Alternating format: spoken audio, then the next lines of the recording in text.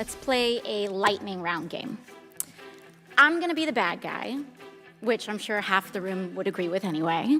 And I want to get away with as much bad things as possible, ideally to enrich myself and advance my interest, even if that means putting my interests ahead of the American people. I am not amused, but this is Gun Cranks. Hi there, everybody. Welcome to the Gun Cranks. I would also like to welcome fans of cheese and penguins because today is National Cheese Appreciation Day and National Penguin Appreciation Day. I thought it was important that we bring that up. I'm going to have to cut out early today, guys. I've got to walk my penguin. So. Oh. Well, I've got a cheese festival later. You know. Well, let's hurry it up then. Get to it. Oh, okay. Well, I appreciate you joining us for one of our silly little talks. We're the Gun Cranks. I'm Guns Magazine editor Brent Wheat, along with American Handgunner editor Tom McHale, and our former boss, now retired, but he has the title of Special Projects editor, which I still think that sounds like some kind of James Bond kind of thing. Don't you think? Are you doing stuff like that, Roy? I'm trying to look in his background to see if we see any decoder rings or anything. Exactly. And that was the exact answer I wanted. Well, guys, we've got some fun stuff. Actually, the highlight of this coming show is Roy's going to talk about his days south of the border and how they run gun matches south of the border, at least back in the 70s. Not the 1870s, the 1970s. So, gentlemen, let's get started with this edition of the Gun Cranks.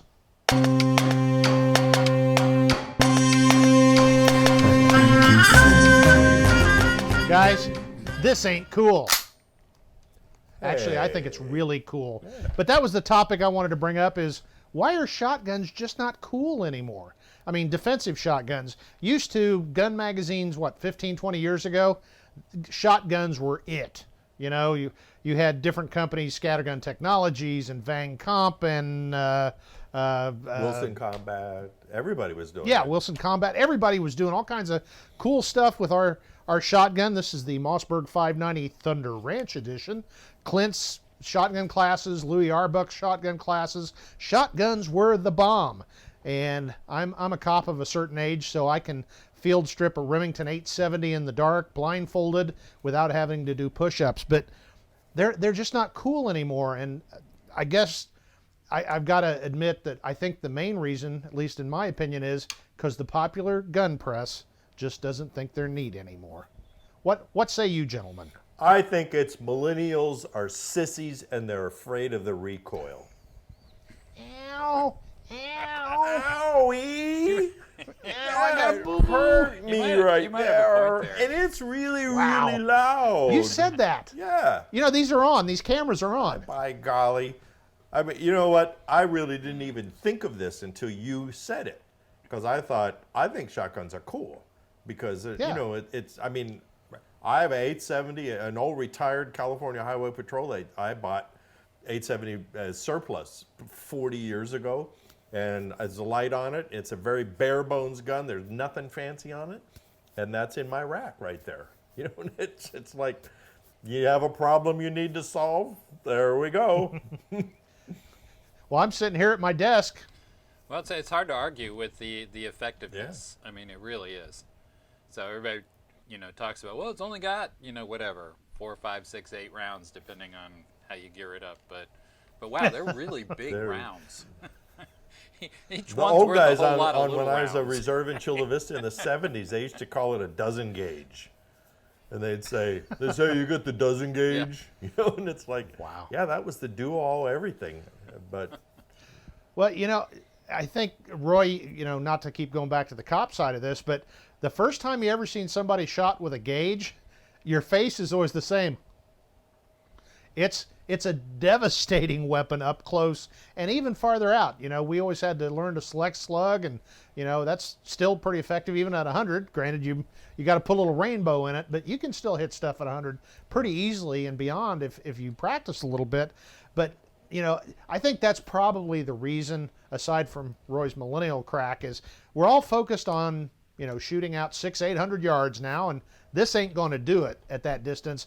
But let's be honest, in a non-military, perhaps a non-law enforcement environment, why are you going to shoot somebody that far?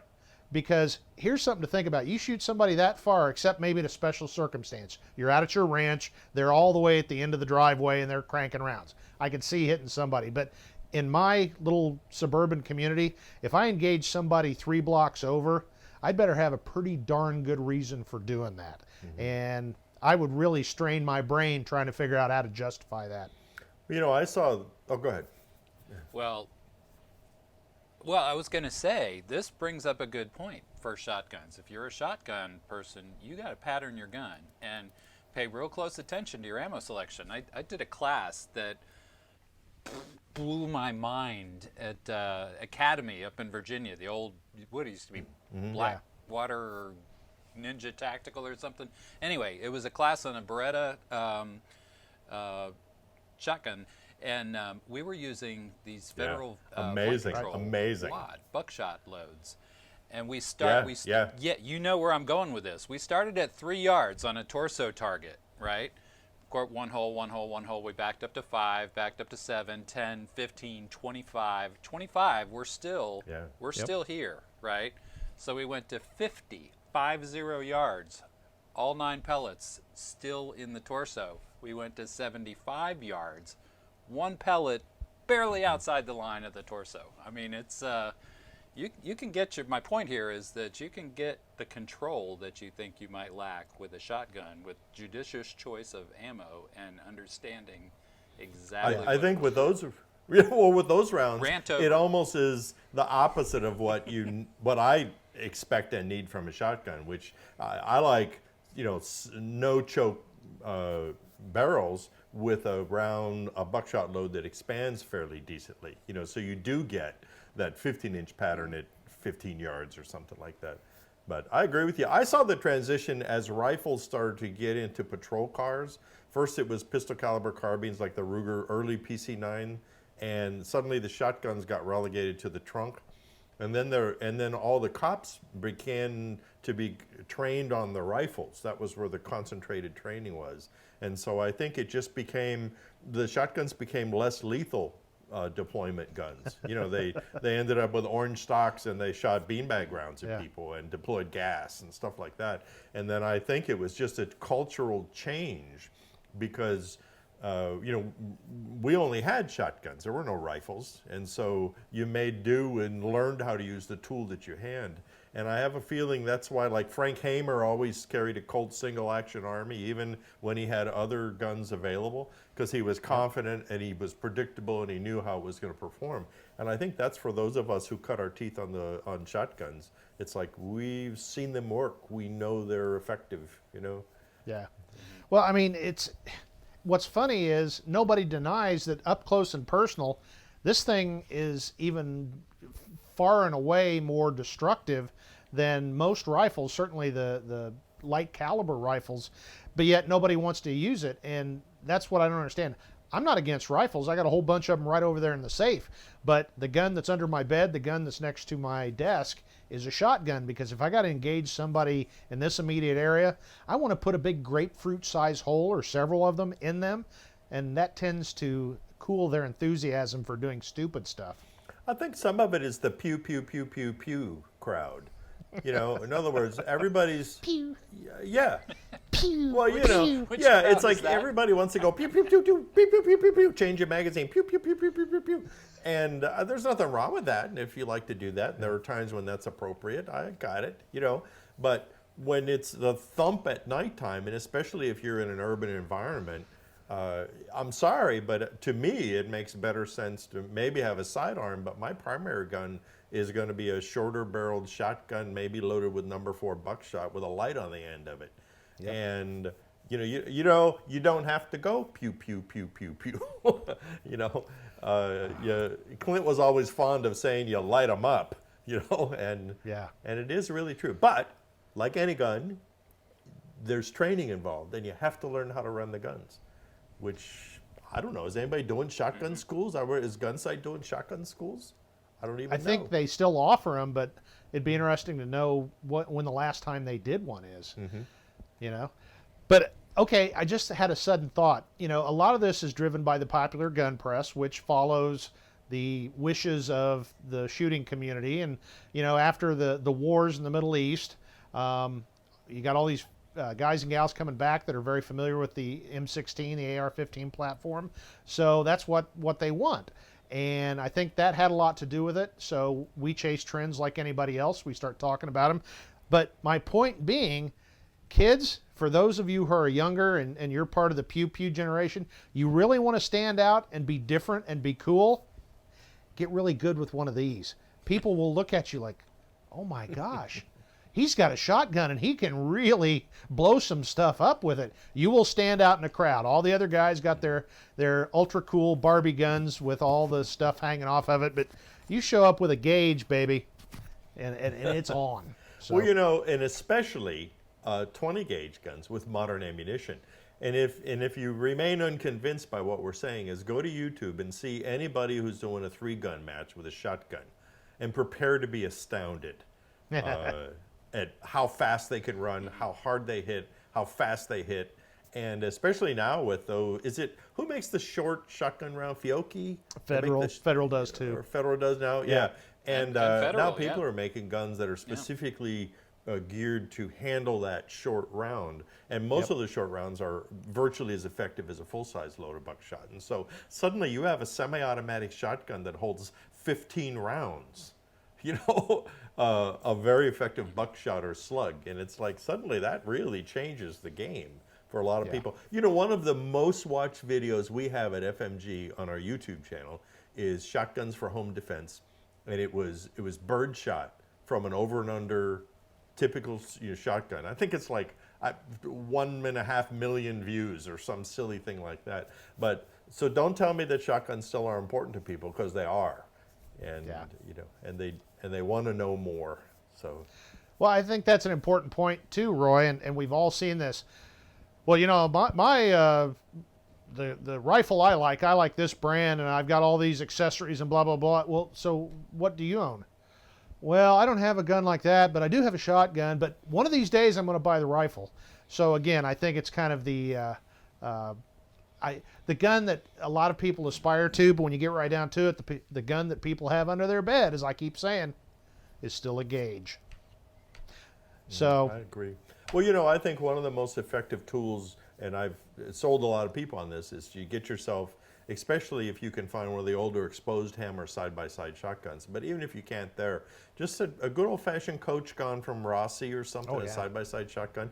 I zip tie a flashlight on the end of the barrel, 2 loaded rounds, keep it broken open, and I use just an old shoulder bag with a bunch of buckshot in it that you can throw over your shoulder, and now suddenly you can defend your home, you know, effectively. So don't be afraid of that. To wrap this up, all of you millennials out there, I want to hear your comments down below on your thoughts of Roy and being scared. But no, we would like to hear what you guys think, because maybe everybody still does love shotguns. I just don't see it. But we want to see what you've got to say. So anyway, keep that shotgun out there and keep doing good work with it.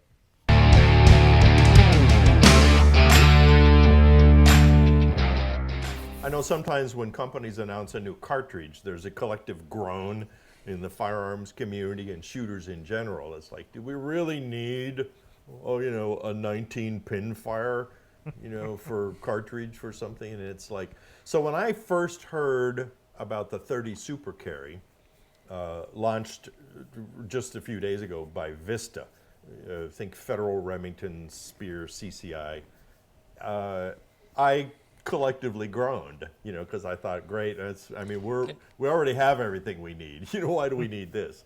Can you collectively groan by yourself? I just did it privately. Okay. It's an inside. Sorry to interrupt, but we had to clear that up. So I went ahead and I was invited to an event hosted by Nighthawk Custom and Vista, and I have to admit that it really changed my mind on this. And so what this is essentially a 30 Super Carry. It is a kind of picture a 32 H&R Magnum, but in a semi-auto pistol. And so it looks like a kind of a miniature 38 Super. And it's got between 100 and 115 grain bullet at between 1,100 to 1,250 feet per second, depending on the load. And they're loading defensive ammunition with their really high quality gold dot ammunition and the other high performance bullets that Vista Outdoors brands are famous for. And so when I first got it, I thought, well, I still don't really understand why we need this. But what it fills that void between a 380 and a 9mm. And I know if you're like me, you've always thought, well, I really like a 9mm, but I really like a 380 for the convenience. But I really like the performance of a 9mm. I'm a little ill at ease with a 380. So we tend to compromise, and you end up, well, I go with a 380 pocket pistol. Or you go with a 9mm, but in a slightly bigger gun. And what they've developed is this round that because it's skinnier, you can actually put at least one and sometimes two more rounds in the same magazine capacity that a 9mm pocket gun would have. So if it holds 10 rounds now, it can hold 11 rounds and even up to 12 rounds in some guns. Nighthawk Custom has developed a proprietary couple of 1911 models. Smith & Wesson's bringing out a Sigma and a Easy, both in 30 Super Carry. And they're available now. And so we shot it pretty extensively, and I'll be honest with you, I came away really convinced. It's flat shooting, the slide cycles fast. A really interesting thing about this cartridge is it runs at 50,000 PSI. Wow. Now, that's virtually the same as a 308. That's the same as a 308 rifle. 9mm is like 30,000, a 380s maybe 26,000, and that's for performance ammunition. And so I expected it to be a real monster, and it's not. They had two guns that were identical at Nighthawk Custom, a 9mm and a 30 Super. And I have video of me, and I'm shooting the 9mm, and then they hand me the 30 Super, and I shoot it. And what I noticed right away was the slide cycle's really fast, and it's much flatter shooting. The recoil impulse is much flatter. And so I thought, maybe there's something to this. And I think the real advantage is going to be down the road when people begin to make proprietary guns scaled to the cartridge. So you really will have something very much like a Ruger LCP Max or something like that, and it's going to have 10 rounds of 30 Super. And I kind of kidded with them, and I said, you should have called this a 30 Magnum, because it really does deliver what I would call Magnum performance. I mean, if you're shooting a 115 grain high performance bullet, 30 caliber bullet at 1,250 feet per second, I mean, that's pretty serious. And they have expended 9mm bullets that they showed us, and expended 30 Super Carry ammunition in gel. And the 30 Super Carry expanded bullets were maybe 6,000, less than the 9mm. I mean, it was a virtually identical performance, the same penetration, sometimes more penetration. And so I came away, I was a changed man, So that's what we have. And I know I've had the luck to do this. I know you guys have not had a chance to really get a lot of time with him yet, but I was thinking we should probably talk about this. Well, But first you I know think what? we need to change it to the 30 Epiphany. It is. It's a 30 Epiphany, which is hard to say. Tom, what were you saying? I was going to say I'm kind of excited about it, but for a different reason. I'm not really couldn't really care much about a smaller gun, with 30 Super Carry in it. I want like a compact 1911, like say like a Springfield Armory EMP type gun, that instead of having a 9+1 single stack that has something like a 12 or 13+1 1.5 stack with those narrower cartridges, rather than a pure single stack. I want that slender grip frame. Still not a double stack, but something in that range. I would love to see somebody do that, like an EMP with a 12 or 13, 14 capacity. Yeah. Well, So I'm we waiting. looked at the rounds. Yeah, well, we looked at them, and of course, that's the first thing we were all doing, a bunch of gun writers, right? We're saying, well, how would you stack them, and what could you do, and what kind of guns would these be effective? And I agree with you that the sort of staggered magazine is the way they get an additional 2 or 3 rounds, depending on what's going on. What immediately came to mind to me, because we were shooting 8-inch steel plates at 50 yards, and it was like bang, plink, bang, plink, bang, plink, and it's so controllable. But we thought, wait till the competition people get a hold of this.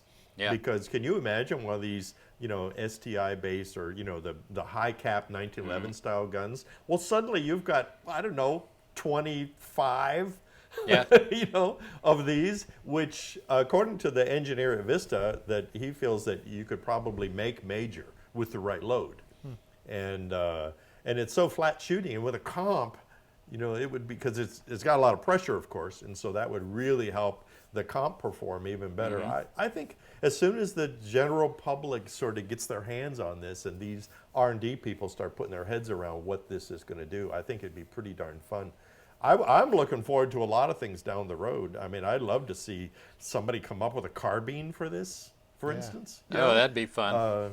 Kind of like an How about M1 carbine a little bit. Yeah, exactly. Yeah, but Yeah. for the 30 Super Carry. So if you just think, I mean, it's not a 32 H&R Magnum, but if you want to get your hands around it, it's the revolver guys have had this, all this time, but the auto pistol guys never really had this opportunity, and so yes, you have a 6-round 32 H&R Magnum or 327 Federal in a revolver, but this suddenly gives you a 10 or 12 round, essentially the same thing. In an auto pistol. So I think there's a lot of potential here, and new cartridges come and go, and the new 6.5 fill in the blank something will storm onto the scene and then disappear. But I'm going to put my, put my money where my mouth is here and say that I think this one's going to stay, and I think it's going to have a family of guns and a family of sort of performance ideas that it's going to develop. Well, I think there's a really good chance that that's going to happen because they've done what they needed to do, which is bring the gun manufacturers on board. Because it's great when they bring out the new Master Blaster round, but if only one manufacturer is selling it, sometimes they tend to die. But you've got multiple choices here on top of a cartridge that sounds like the concept is very solid. So I think, and especially when you get all these major manufacturers and the big time, the 100-pound gorilla in the ammunition world, I think from just strictly a marketing and business standpoint, it sounds like this one may have a chance to actually survive its first birthday. I think they do. In Federal, CCI, Spear, and Remington, because remember Remington is now owned by Vista, they're offering a cross-section of ammunition. So there's 50-round Blazer practice ammunition, and there's 20-round high-performance defensive type ammunition. And so there's a lot of options. I actually think maybe one of the perfect platforms for this gun is the Smith & Wesson Easy series pistols. We're familiar with the 380 Easy. So it's a single stack, grip safety, kind of a medium-sized pistol. But I think that's a terrific platform. And then sort of adding this high performance to it really ups that ante somewhat. You're adding another round or two to the magazine, and it's a different recoil impulse. I mean, I have a feeling that you're going to be able to teach new shooters how to shoot with this gun, even easier than with a 9mm. Wow. So it's very fun, and I look forward to it. And I know we've got features in our magazines and videos, and so if you guys need more information, let's just invite everyone to tune in to our websites and check out our YouTube channel. So any last minute questions or observations, guys, before we wind it up? I just want to get one in my hands. Yep. The I want 30 that. Epiphany. Yeah, it's pretty darn good. So, all right. Hey, thanks a lot for listening to us, and let us know in the comments what you think about this idea of the new 30 Super Carry.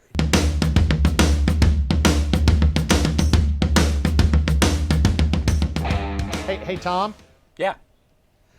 let me stump you. I wish I were in Tijuana eating barbecue iguana. I'm a Wall of Voodoo fan myself. So Not too many people are, but you're thank you very absolutely correct. much. Thank you very much. Don't try and stump me on 80s music. You'll be sorely disappointed.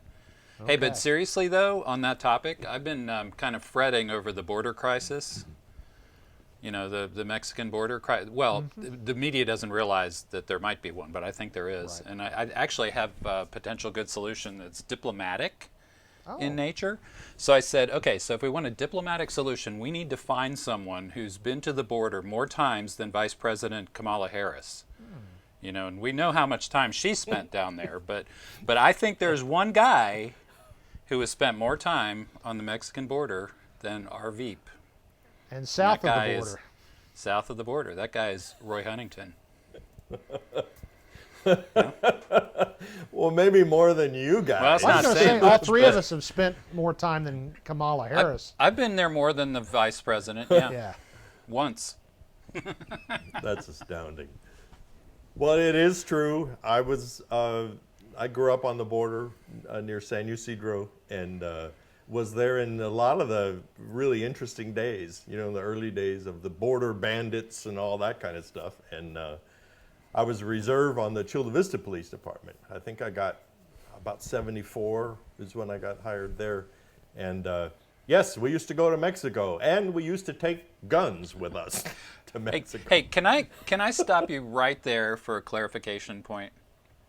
Okay, so when you're, and I know you were Yes. law enforcement and all that, but describe for our listeners the process of going from one country to another, U.S. to Mexico in this case, with guns, back in those days. Well, and that's the point too. Is you have to remember it was those. No, that's my days. point. And yeah, and we had a kind of an open door policy with the Mexican federales and the Tijuana police and the border guys there. They're equivalent of the customs, and so it was really funny because what happened was we were invited to go to the Range Barrendo in Rosarito in Mexico, south of Ensenada. It's down there past Tijuana. And we were invited to go down and shoot a competition against Mexican police and the Army. Because down there, the Baja General or the military general of Baja California, it's Army. And so they're like, so they have sort of like do police work. And so then they had local police. And so we were invited down there as a sort of hands across the border friendship thing to come down and, hey man, why don't you come down and shoot with us, you know? And so we said, yeah, that's a great idea. What do we do about, do we borrow your guns? Oh no, man, you bring your guns, you know? And I went, that's Mexico, you know? And they said, it's okay, you know? And so what they did was that they gave a list of our names. And so sure enough, we drove up in our private cars and we had our uniform shirts on with the cover and we uncovered them so they saw our badges and we gave our names. And the Mexican cops there looks at us and he looks over here and he says, oh, hey, it's police to Chula Vista, the pistolas, you know? Yeah, okay. Yeah, okay. You know? And we drove through with guns and ammunition. And So this was pre 9/11. So we drove. Right? Okay. Oh yeah. This was 1975 probably, and so we drove down to past Ensenada. And I have to admit, because there was what they called the toll road, and you know we were a little bit nervous because you know not everyone on the way down there knew that we were allowed to be down there and stuff, and so. So we went down there and we met everybody, and the Generalissimo Ponce de Leon was the military governor general of Baja California at the time. Real nice guy. He had like a Pelican case that had a whole bunch of select fire 1911s, believe it or not. And he used to have a guy who all the guy did was follow him around with a folding metal chair, and whenever the Generalissimo would stop, the guy would put the chair down, and this was the part I was so impressed by. The general wouldn't even look. He just would sit down. Wow. It was great. And so we were there, and there's kids running around, you know, and they had these, I don't know if am I allowed to say mamacitas? Because that's what we called them, you know, the old ladies, and they would cook frijoles and, you know, goat and salsa and they used to drink a little bit too, which we learned. And so they didn't quite have the same rules that we had here. And the general also had a couple of bodyguards with Uzis that used to stand next to him. Everywhere he went, they went. Yeah. One on, like, you know, on either side of him. Well, because down there people would get assassinated Yeah. every once in a while, and I will confess that we used to make it a point that we always had a magazine full of ammo stashed away. We didn't shoot everything that we brought, and there was a lot of colorful times. We did it pretty regularly, and we eventually, to preclude any possibility of problems, even driving on the way down there, we were made. The nearest I could explain it is like honorary federales. I think we were like reserve federales or something like that, but because I couldn't really read all the paperwork, but it was basically this document looking very official with a lot of stamps on it, right? And it was signed by the Policia de El Jefe Grande, and then, but it was like basically.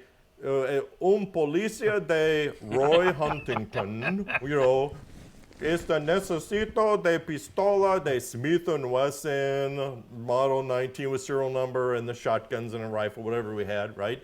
And then it's like, it's okay to have these guns with him in Mexico and signed by all these people who signed it. And then I had to give him a passport photo. And I look like, this like, I had a mustache kind of like this one there, and all I needed was a sombrero.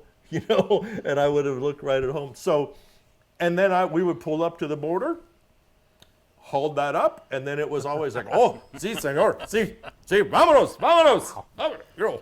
Shake hands off. We were like, they do business a little differently. At least they did in those days. And so, but we used to win because we used to actually practice. And so we would go down there and we would win. So we won a lot of trophies and stuff, and they kept inviting us back because they really enjoyed it, and we had a great time. They were wonderful people, and we always ate well and everything. We didn't drink. That's why you won.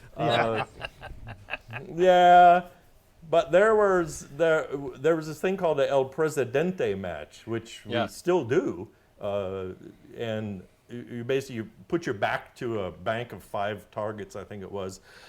You had a 1911 pistol in your holster, and down there they start everything unloaded.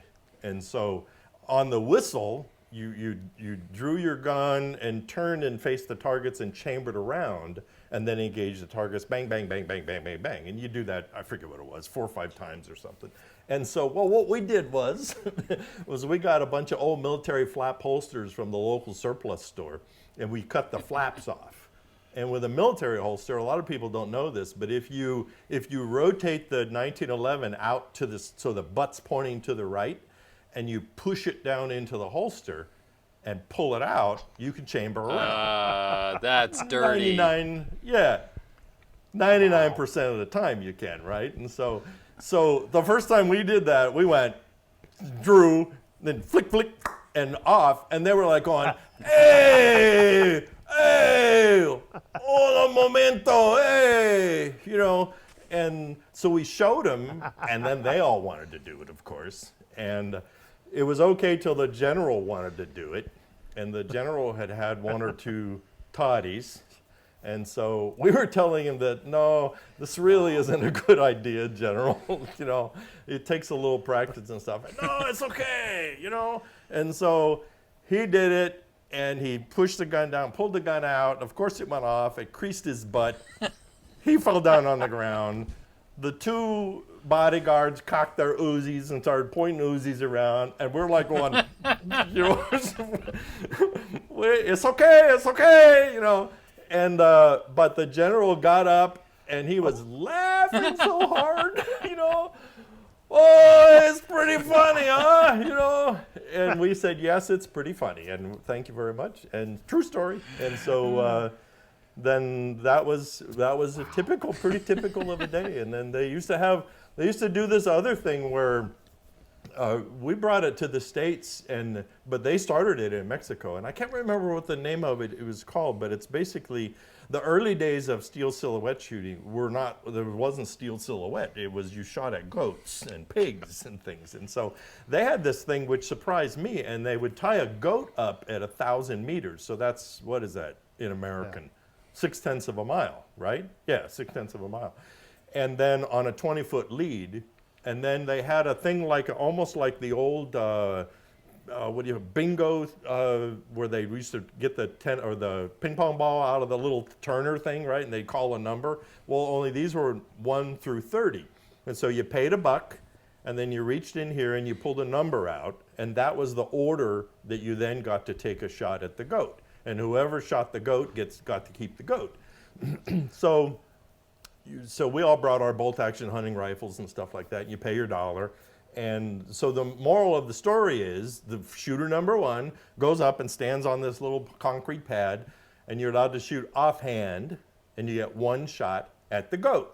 And this is a funny thing, is that if you hit the goat and you kill it, that's easy, down it goes, right? And then they butcher it, and that's what you have for carne asada. But if you draw blood, that counts. And so sometimes somebody would take a shot, and then the goat would fall down for a second or would run around. And then the first time I saw this, a little red flag would pop up behind a berm next to it, right?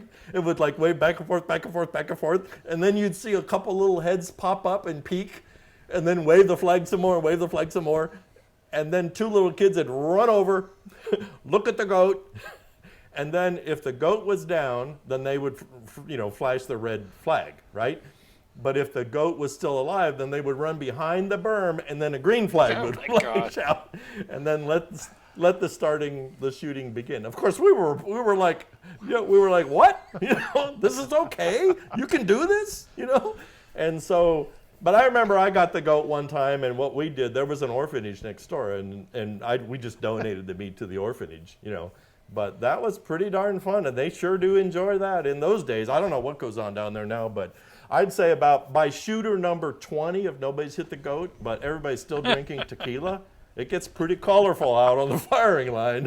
So anyway, there's lots more stories. I think I've probably overstayed my welcome. Let me apologize. just put the capper on this. Kids, don't try that at home. Whatever you do, don't try that at home. Don't try that. And if you do, make sure you use the red flag, not the green flag. So, all right, thanks for indulging me, you guys. And I don't know that we want to ask for any comments on this.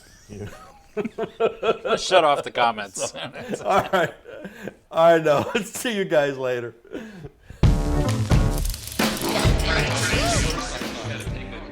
Well, guys, that was fun, and I think we need to do an entire show sometime of Roy's south of the border adventures. And Roy, I got to say, you cleaned it up a little bit from what I've heard. I just hope I don't get arrested for anything. I think the statute of limitations is all over. But hey, before we go, of course, we always ask you, please leave a comment. That's really important for showing the world that what we do matters.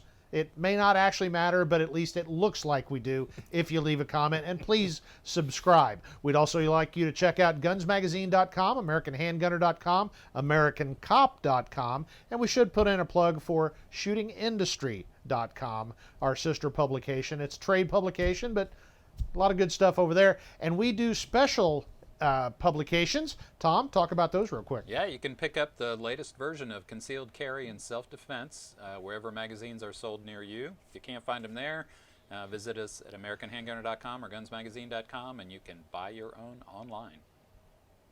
Excellent, excellent. And now that I have a taste for both cheese and goat meat, I think it's time to go shooting. So until the next time, I am Guns Magazine editor Brent Wheat on behalf of my fellows, the Gun Cranks. We'll see you next time.